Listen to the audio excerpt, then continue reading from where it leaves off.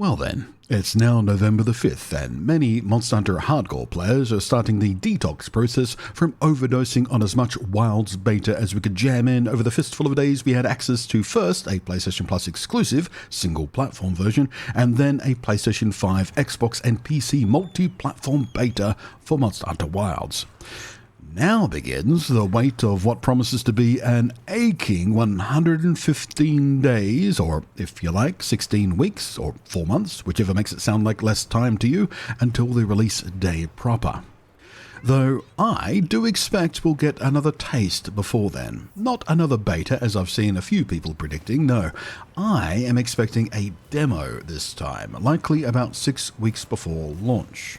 In any case, I hope you got in as much hunting as you could manage, because the wait, at least for some of us, is going to be hard now that we've had a taste. Because frankly, it's good. It's real good. Hello again, I am Bloody, and I still sharply remember well the 11-week wait between Rise's first demo and the release. But man, it was worth it though. So, let's talk reactions to the Monster Hunter Wilds beta. I'm tinkering away with a kind of review-style breakdown of my full thoughts on it, which will come along in a day or two, so please subscribe, bell, thumb, and comment while the much shorter wait for that happens. But first off, today I wanted to chat more generally about the explosion of interest this beta generated. I mean, anecdotally, there seemed to be a lot of interest in the game already, of course. Monster Hunter is pretty high profile these days, but now we have some specific numbers about how Wilds is promising to shape up player base-wise. And yes, in a couple of minutes I'll come to some points about the atrocious state of things, and how some people are frothing at the mouth like idiots over it so they can grift some attention. But first, while Capcom have yet to release any kind of official numbers of how many people participated in the beta, and we don't even know if they will, we do at least have Steam's numbers, because we can just pull those right from Valve's own API. And it turns out, as soon as the beta went live, player numbers surged to closing in on 500,000 players at 463,798 peak concurrent. And yes, that is concurrent, simultaneously active players. That doesn't mean that was the maximum number of people who'd even tried the beta over the 3 days it spanned out. And to put that number into perspective, Monster Hunter World, the best-selling Monster Hunter game to date and Capcom's best-selling game ever, had a concurrent player peak on PC of 334,684. Although it is important for context here that we note that World was the very first core Monster Hunter game on PC, so most of the established player base were console players already, and the PC port of World released later than the console versions, giving existing fans even more reason to buy in on console, so they didn't have to wait to play. Monster Hunter Rise on PC did respectably too, even though it's a port of a game originally designed to be a Switch exclusive, and it released a year after the Nintendo version did.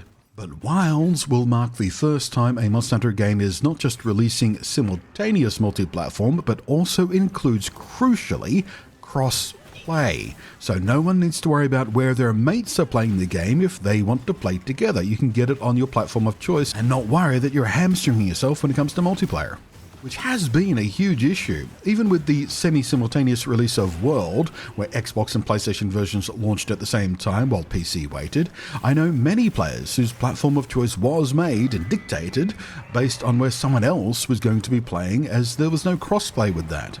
Only compounded by the fact that most established fans of what was, before World came along, a very niche series in the West, were on PlayStation by default, because before World, the series was a single platform exclusive either on Nintendo or PlayStation hardware.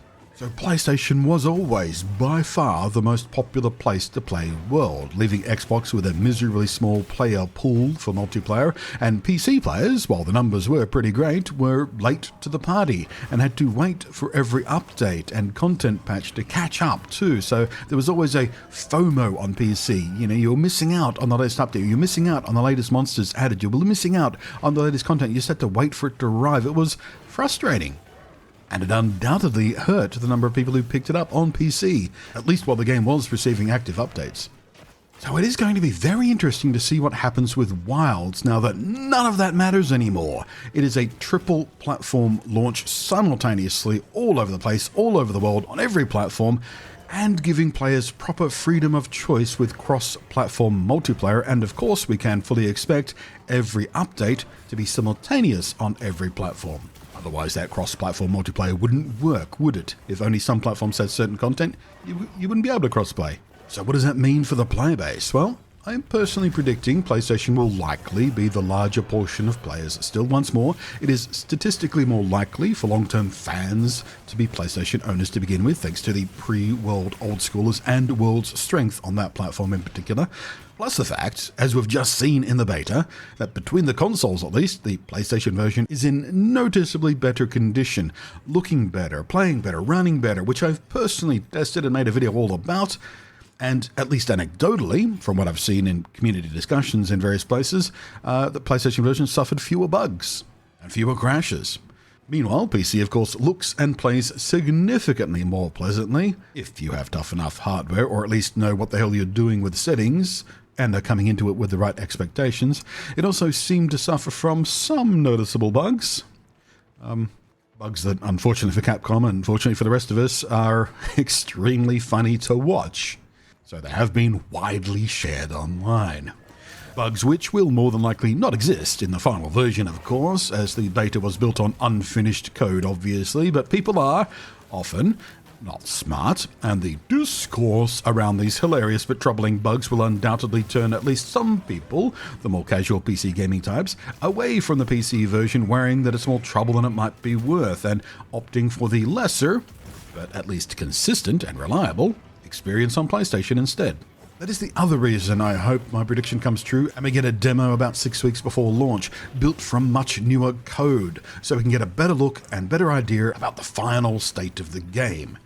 It still won't be 100%. Rise on PC, for example, a year after the Nintendo Switch launch, had a demo in October ahead of its January release, and even there was a noticeable improvement in performance from the demo code to release code. World's initial console beta was notoriously flaky too, just issues everywhere. But that was so long ago now that the old rose-coloured glasses memory machine has made many people forget just how janky it could get. In fact, World's full release on consoles was worryingly bad also. The Digital Foundry video of that is still up if you don't remember it, right? Because even on PlayStation 4, there were massive frame rate and frame pacing issues, like serious gameplay affecting stuff, even lurching to as low as 24 FPS in the very first map of the game. It was not good. But it was smoothed out with patches, and frankly the game was so very good to begin with, it hardly slowed enthusiasm for the game at all. It still sold tremendously well.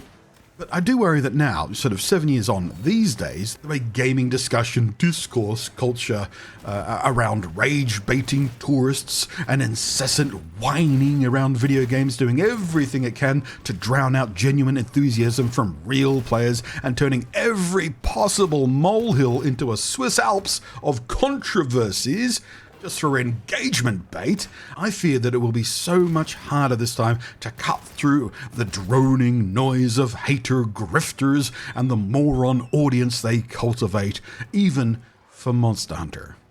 Which is why I only mention this stuff at the end of my video here, because those nano attention span goons will have more than likely moved on already this deep into a single subject video. They don't have the patience for it. They don't have the attention span for it. They just want to be told what to be mad about this week. So with a bit of luck, they won't still be here and won't be trying to poison my comment section as much. I'd much rather talk to actual players who actually love this game. In any case, I will of course be playing on PC, besides from having enough grunt to max out the graphics nicely, and oh boy does it look good when you do max it out. The modding scene for Monster Hunter titles on PC is active and fun, so it's always nice to be open to having a bit of a play with stuff like that. And there is no compromise this time on PC, because we already spoke a bit about how Worlds was like on the launch with the delayed release and delayed content and all that sort of stuff, but when Rise came out on PC, it came out in two places, on the Windows Store and on Steam, which sounds great choice, right? But because of the way multiplayer worked, even on PC, even on the exact same platform, the people on Steam could not multiplay with the people on the Windows Store version. And that's outside of the fact you could multiplay with the console versions, of course, but that's how bad that Capcom messed up multiplayer in the recent past. And that's why I'm so happy for proper, full-on freedom of cross-platform multiplayer this time around, because yeah, the player base on PC for Rise being a year after initial release, and that wasn't even the only multiplayer issue. Because of the way multiplayer worked with Rise on Steam, the matchmaking only worked on your local Steam download server, basically. So in my case, if I had my download server in Steam set to Sydney, it would only really connect me with people using the Australian servers. So I would often change my Steam download server to Japan, where there was a much more active player base, and I would get way more reliable matchmaking by doing that. But yeah, this time around in Wilds, true multi-platform, true global matchmaking, massive lobbies, all that kind of stuff. It's going to be so much better. There's so many reasons to be excited. But as for all those reasons, I'll get to those in the next video, like I mentioned at the start of this one. So stay tuned, sub, bell, comment, like, etc. Thank you for your attention. I am Blunty, and I will catch you next time. Thank you as always to the patrons.